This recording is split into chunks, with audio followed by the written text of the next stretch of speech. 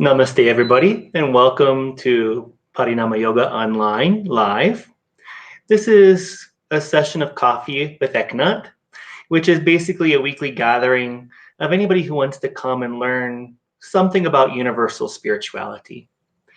And I really thank YouTube for making this educational opportunity possible for other people in the world. So, welcome. Today, I'd like to discuss the 6 Paramitas and how the 6 Paramitas help us to move from personal suffering to personal joy. So the 6 Paramitas come from the Buddhist tradition, but Buddhism often is translated as a religion, but more it's a way of thinking, a way of consciousness, a way of relating to the world. And the 6 Paramitas say that if we're experiencing discomfort or pain in life, we can transform them through 6 ways. So let's begin by chanting Om 3 times together, and we'll meditate for a few moments to bring our mind into a space of presence, and then we'll discuss the 6 Paramitas in brief today. Let's chant Om 3 times. Take a deep breath.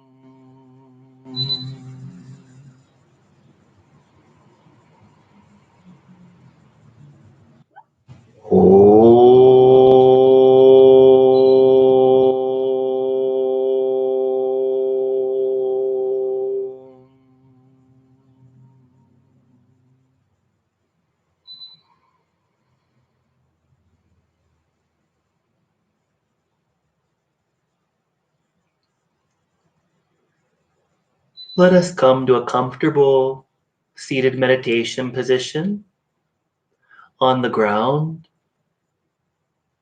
or in a chair. We want to sit in such a way that our spine is upright, allowing the head to float above the shoulders, allowing the shoulders to float above the hips,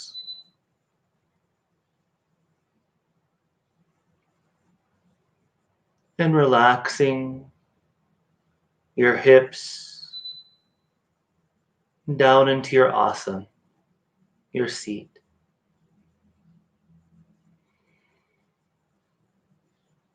Your hands should be positioned behind your knees on your thighs, with the palms facing down. You shouldn't connect your fingers into any mudras or hand seals, because this directs the energy in such a way that it affects the mind. With mindfulness meditation, we want to just be open to whatever is coming, and we want to process that information for our own spiritual benefit. So we want to sit upright with the palms down on the knees or behind the knees and the thighs. And you know you have the right hand position when your shoulders are back and down along the spine. So initially, as you come into your seated position, you can bring your shoulders up towards your ears, and then exhale, relax, bringing the shoulders down and back along the spine. You could do this a few times. Inhaling, bringing the shoulders up towards your ears, and then exhale, relaxing the shoulders back and down along the spine. One more time. Inhaling, bring your shoulders up towards the ears, and exhale, bring the shoulders back and down along the spine. The shoulders shouldn't be pulled back in a military-like style, nor should they slump. When your shoulders are in the perfect position for you, they will be just like your ears are alongside your head. And this will create a nice opening through the lungs and the heart to create ease of breath, ease of breathing. You can close your eyes if that's comfortable for you, or you can leave your eyes slightly open with a relaxed downward gaze.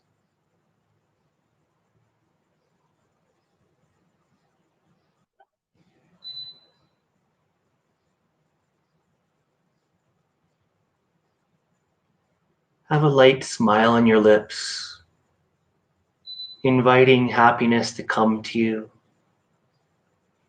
inviting a joyful mind to come to you. And become aware of your breath as you inhale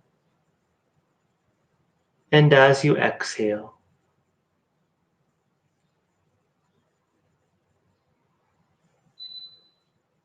You're not trying to change your breath or alter it in any way.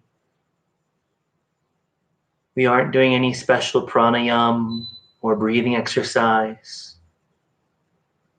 We want to just observe our natural breath just as it is right now, without judging it, without trying to manipulate it or contort it in any way. Just become aware as the breath comes into you and as it goes out. Be aware of the breath as it comes into the body and as it goes out of the body. Being present to how the felt perception of the breath is within your physical being. Let's take a few moments to be aware of the breath together.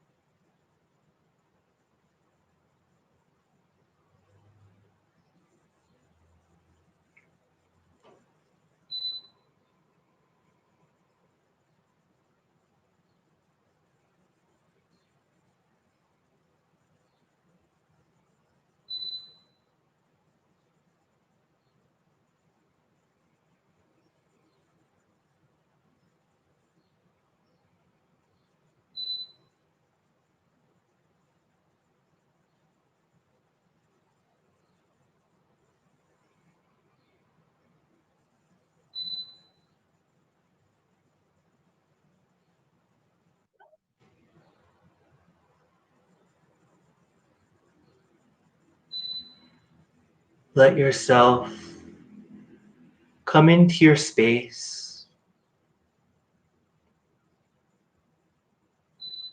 Give yourself this time to bring your mind, your consciousness, your attention inward.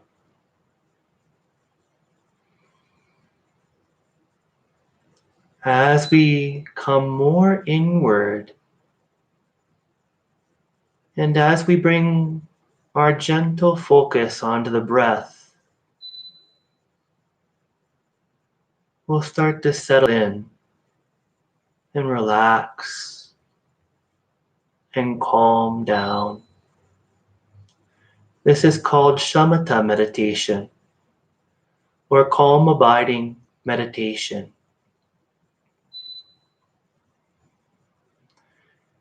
Once you become acquainted with your breath, you can leave it be for a few moments and do a body scan, beginning at the top of your head and working down through all the parts of your body. Begin relaxing the body. Become aware of any spots that are tight. Be aware of any spots that are numb. Any spots that have discomfort or pain.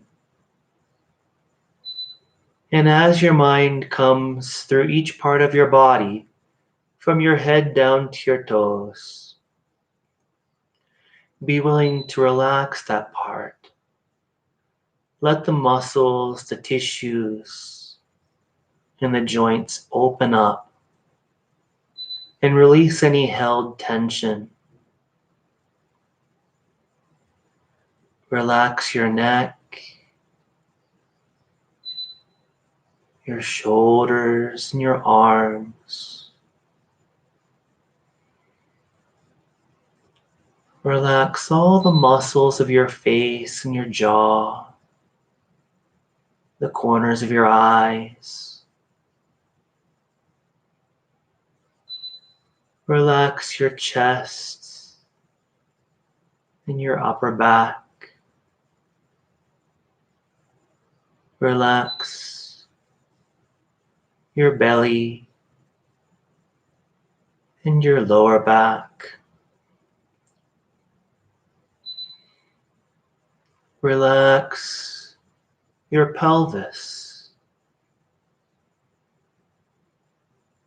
All the muscles of your behind. Relax the hip joint in your thighs, your knees and your lower legs, your ankles and your feet. Consciously relax each part of the body, letting yourself open up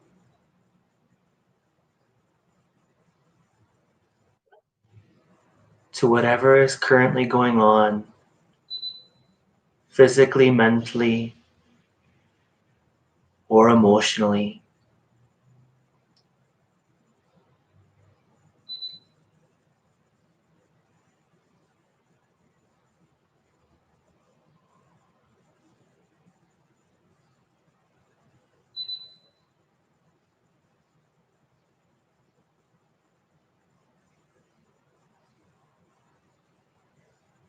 And as you relax the body fully and completely, letting all of your muscles widen, lengthen, and release, bring your attention gently back to your breath. Be curious about the breath as it comes in and as it goes out.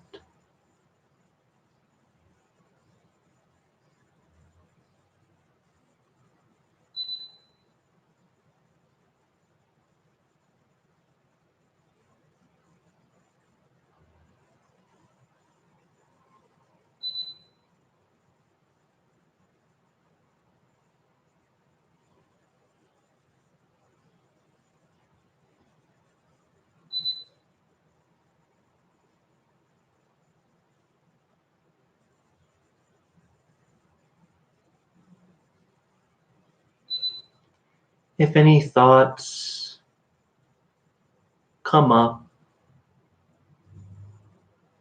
simply notice that you're thinking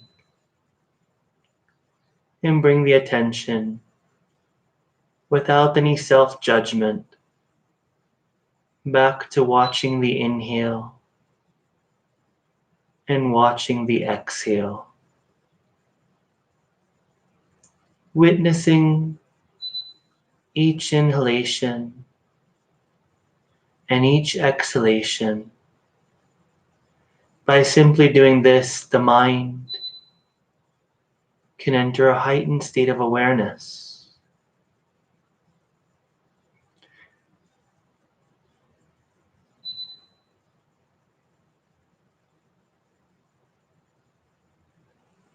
The breath will lead you to a place of peace,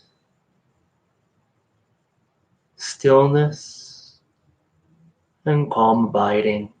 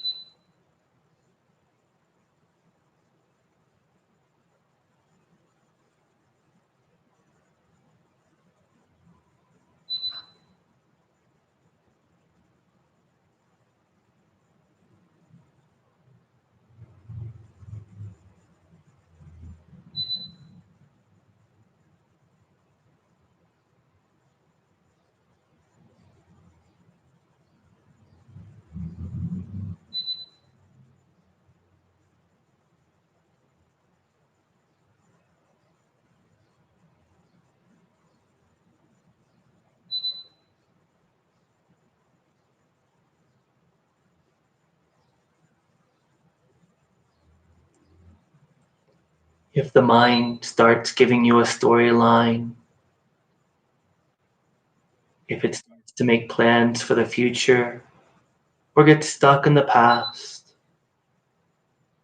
gently and with patience and self compassion, bring your breath to the forefront of your awareness and simply come back to witnessing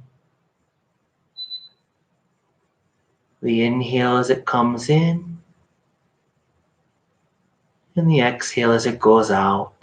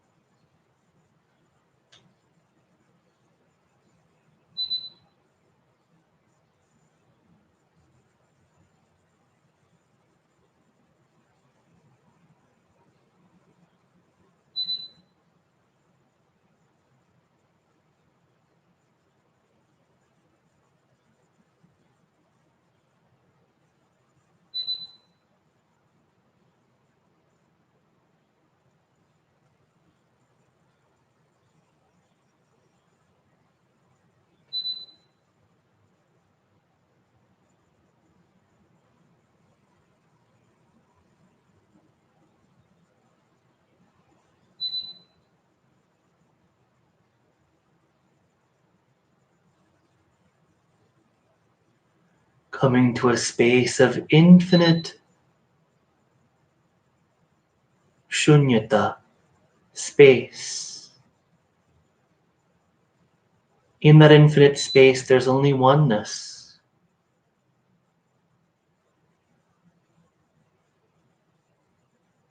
And that oneness is imbued with truth, consciousness, and subtle bliss or joy.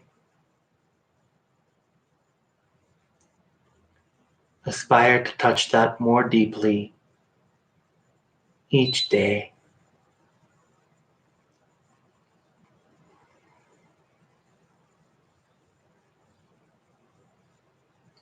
Slowly begin to open your eyes a little bit, letting the light in,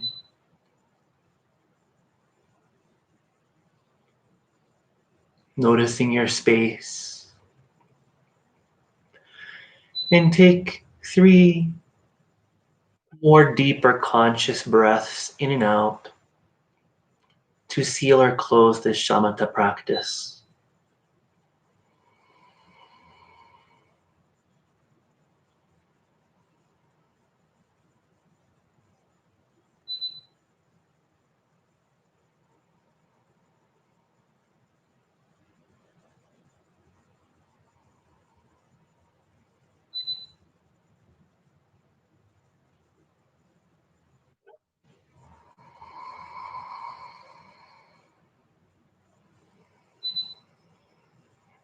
And slowly open your eyes.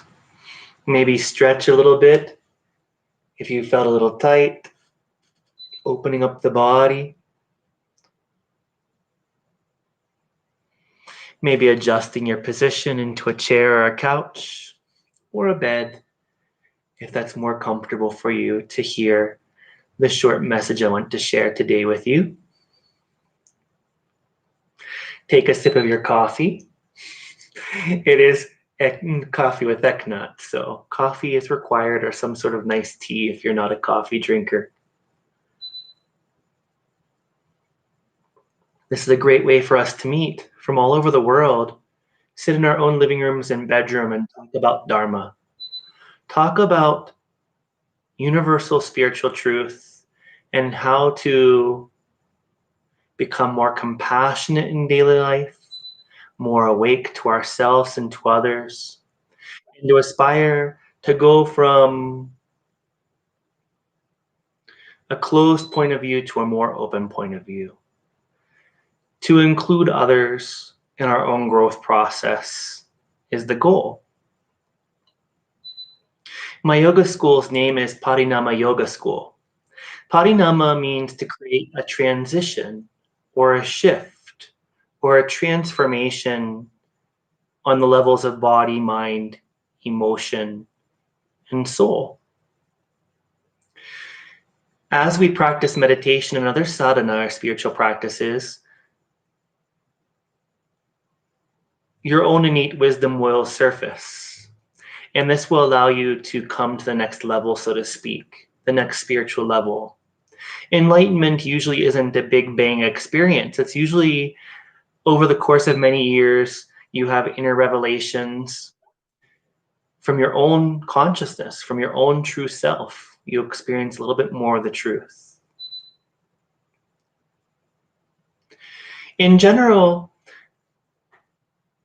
most people tend to come to a meditation practice or a yoga practice because there's some sort of disquiet or discomfort or suffering, so to speak, on the levels of body, mind, or heart. And we look for ways to transcend our suffering or our boredom or any other mood that we might find ourselves in. So to practice meditation, in this case, shamatha meditation, is to take your mind from one state of being to a more refined, higher level of awareness. And what we start to notice as we become acquainted with our breath or a mantra or other tools we'll learn to use in the future You begin to become acquainted with your thoughts, your habits, your emotions, your memories, and you can find them at times to be humorous, embarrassing, or even frustrating. But I can tell you from the very start that you'll never be happier than when you explore the places that bring you discomfort, the parts of your life that are unpalatable, the parts of yourself that you'd rather throw away and not look at. Those parts become our best fertilizer for growing our own spiritual flowers of wisdom. In the next few weeks, I'm going to be focusing on the 6 Paramitas. So every Wednesday at 2:30 Pacific Standard Time or California time, which is 4:30 p.m. Mexico Central Time, for the next 6 weeks, we're going to be talking about the 6 Paramitas. And we'll introduce the Heart Sutra also during this time. The 6 Paramitas are very closely related to the Heart Sutra. Paramita means loosely to go to the other shore. And like we said, usually a big wise piece of information is that the grass is always greener on the other side. Well, in the material world, usually the grass is not greener on the other side. But spiritually speaking, the grass is greener on the other side. We can imagine ourselves that there's 2 shores, the shore that I'm on and the shore across the river or across the stream or lake. Where I'm sitting at, I experience my own mental, emotional, and physical discomfort, my own lack of compassion for other beings, my own lack of spiritual awakeness, my own lack of discipline. And all these things create what's called samsara mind, or a mind that is prone to suffering. By meditating in the way that we've done with shamatha meditation, and by being aware of the 6 paramitas in our life, we start to be able to transition from this side of the shore, where I'm experiencing discomfort, pain, suffering, sadness, boredom, which is very, very common. Then I want to get to the other side of the shore. That's that side of the shore that looks so much better, where there's calmness, peace, freedom from pain on physical, emotional, and mental levels. These 6 paramitas take us from limitation to infinite consciousness. The 6 paramitas are generosity, discipline, patience, enthusiasm, meditation, and prajna. These 6 items we're going to have a class on for the next 6 weeks, beginning next week with generosity, and how generosity helps to take us from ego mind to a universal awakened mind, one that is one with all of creation, one with all beings. That state of mind is called many things in many traditions. It's called enlightenment. It's called moksha. It's called liberation. It's called Christ consciousness, Krishna consciousness, Buddha nature. This expansive consciousness in which all is included as one is what we're seeking.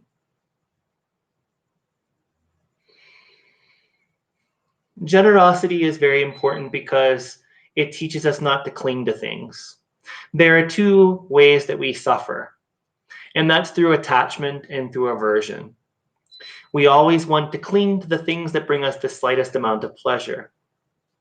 And if we don't have those things, we suffer greatly, or we become frustrated or angry. The other side of the coin is aversion. Aversion means that we're running away from anything that brings us the slightest discomfort. Attachment and aversion are what keep us bound to samsara.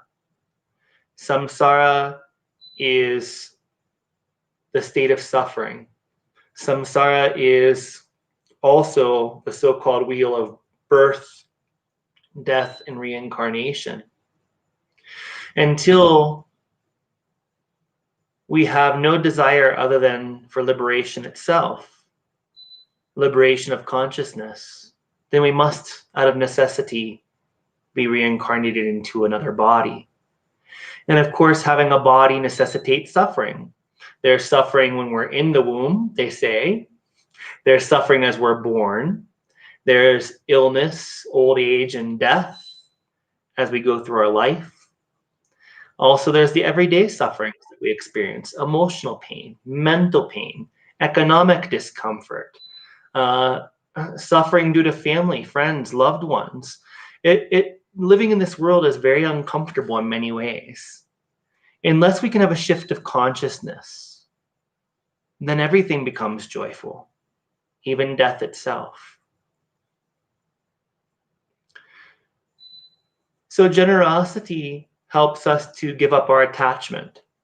By giving away something, we lessen our want to cling on to pleasures, to cling on to what gives us happiness. And the other side of generosity is that we don't necessarily need to give up everything that brings us pleasure. It's just that we're willing to share what brings us pleasure with others. Next is discipline. Most of us suffer because we have no discipline. A lot of us have health issues and pain in our bodies because we don't have the discipline to exercise or do yoga regularly. A lot of us have body pains and different issues with the physical body due to not eating healthfully, not eating fresh organic foods in the right quantities and at the right time. A lot of us cannot adhere to any spiritual practice. We don't have a clear prayer, meditation schedule, or scriptural study schedule. If there's no discipline, then we tend to fall back into our old patterns. And those old patterns are the patterns that bring us discomfort, boredom, lack of growth. So discipline is one of the very necessary things to take us from small mind to wisdom mind, from ego to cosmic consciousness. Patience. We have to have a lot of patience for ourselves. As you may have even noticed as we were meditating today in shamatha meditation, calm abiding meditation, you may have had many thoughts. Your mind might have kept on going and going and going, digging up old memories, planning about what you wanted to eat for dinner. You have to have a lot of patience with yourself and compassion with yourself as you begin your meditation practice, so you can bring yourself back to the present moment, constantly bringing yourself back to the breath, back to your body, back to your current moment. And we'll refine this practice throughout the times that we share here.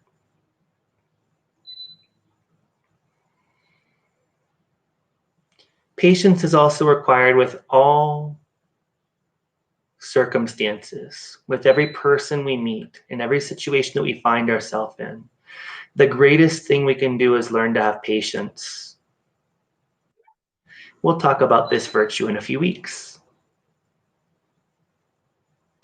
Next is enthusiasm. Some people translate it as joyful enthusiasm. You have to choose to be happy. You have to choose to be cheerful.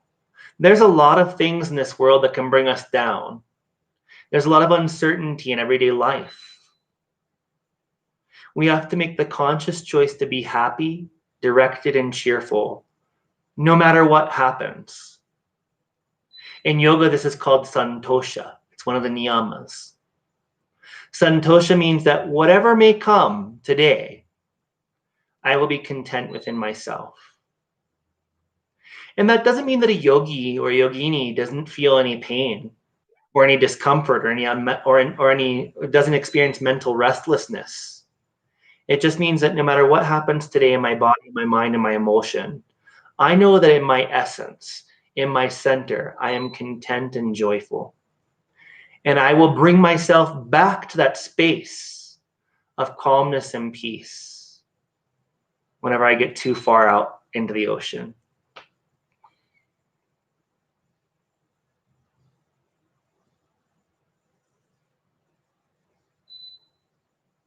Meditation is one of the Paramitas. Meditation is a way that takes us out of our mind. It makes us go out of our mind. It dissolves the mind. It makes us transcend the mind. These are all different ways of saying the same thing. But meditation is absolutely needed, and it's linked to patience because we need patience to meditate.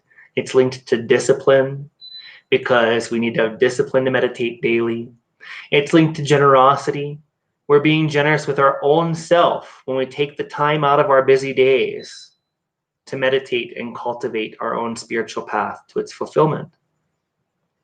And also it's linked to enthusiasm because we have to be enthusiastic. You have to sometimes, whenever you wake up early in the morning and it's time to meditate, or it's your time of day, whatever time you choose to meditate at on a regular basis, and you think, oh God, I'd rather do anything but meditate. You have to cheer yourself up, become enthusiastic. Remember why you started in the first place. And remember what you can go back to if you quit. The great Paramahansa Yogananda said, save his grace or God's grace, there I go. So many people have been meditating and doing spiritual practices for many years, but there's no guarantee that we'll continue to go upward. We have to continue cheering ourselves on, being our own best cheerleader, because everybody else in every other situation in the world will seem to draw us away from our practices.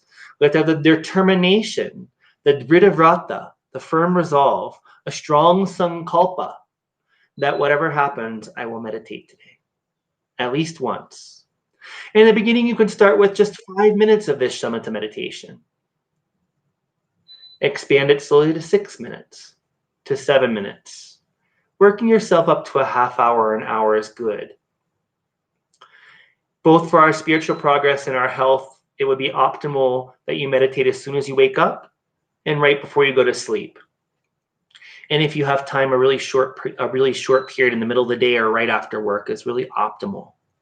It's kind of like resetting yourself because we get all caught up in the world and our work and our families and our chores and keeping this body together and eating, sleeping, bathing.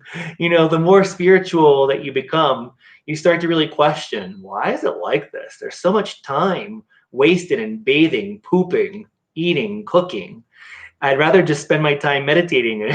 But we have to manage our lives in such a way that we simplify down to what we just do on a daily basis and spend the rest of the time in meditation.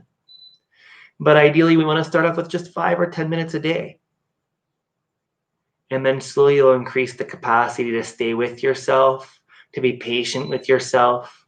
And we'll come to realize that all of our thoughts, emotions, and all that nitty-gritty stuff that pops up whenever we're breathing, that's really just a fertilizer for growth. Years ago, I used to think, oh my gosh, I'm so close to enlightenment. And then I came into a really valid spiritual community that I love and am a part of. And they really taught me just by living in community that I had a lot of growth left. And it's easy to be peaceful whenever you're sitting alone in your own home or your own cave or your own yogashala. But whenever we go out into the world, if people are still pushing our buttons, and if we're still emotionally reacting or outwardly reacting in some way, then we still have more work to do to transcend our ego.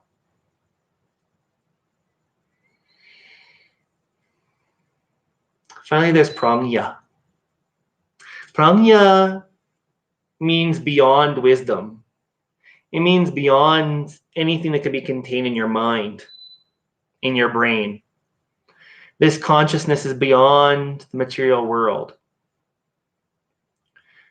After meditation, when we're off the cushion, we want to maintain that peaceful spaciousness attitude and do all of our activities with that calm spaciousness still alive within us.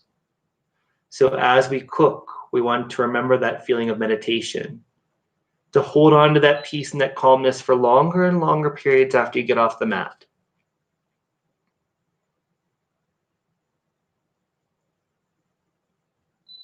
It also means that whenever you leave that space of consciousness, as you do whatever it is you're doing in the world, that you inquire, you're curious about what's going on in your mind. You're not just working on yourself when you're on the cushion for 10 minutes, a half hour, 1 hour, 2 if we're lucky. You're always curious about the state of your mind. You're always curious about where your mind takes you, your emotional reactions, what habits drive you.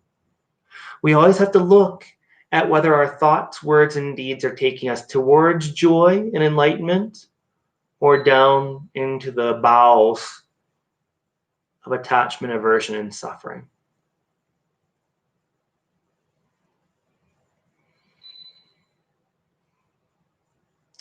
So in short, those are the 6 paramitas. Again, these things take us from ego mind, limitation, individual consciousness. They take us all the way to full liberation of consciousness. And liberation is defined as being free of attachment and aversion. Always being in a state of pure love for self and others. In fact, you can no longer tell where you begin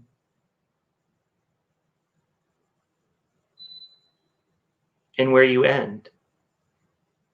You can also not tell where you end and another person begins. In other words, all beings are seen as part of your one body. When you witness suffering in somebody else, you feel that suffering as though it was your own hand being on fire, and you want to reach out to them to compassionately lift them up in whatever way we can.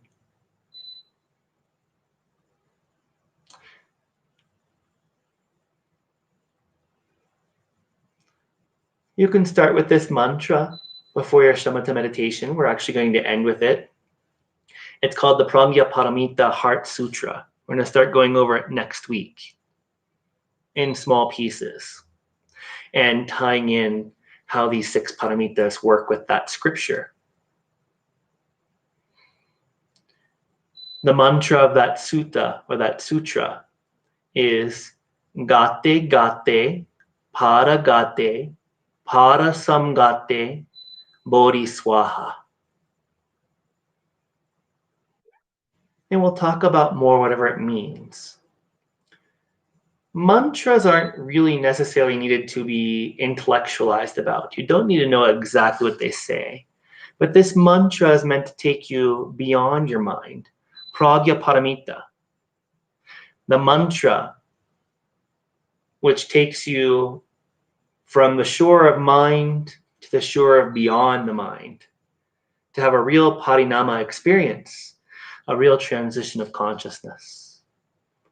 And you can begin by chanting this mantra prior to doing shamatha meditation if you like. Gate Gate Para Samgate Bodhi Swaha. Gate Para Samgate Bodhi Swaha. Gate Para Samgate Bodhi Swaha. Gate Para Samgate Bodhi Swaha. Gate Para Samgate Bodhi Swaha. Gate Para Samgate Bodhi Swaha. Gate Para Samgate Bodhi Swaha. Gate Para Samgate Bodhi Swaha. Gate Para Samgate Bodhi Swaha. Gate Para Samgate Bodhi Swaha.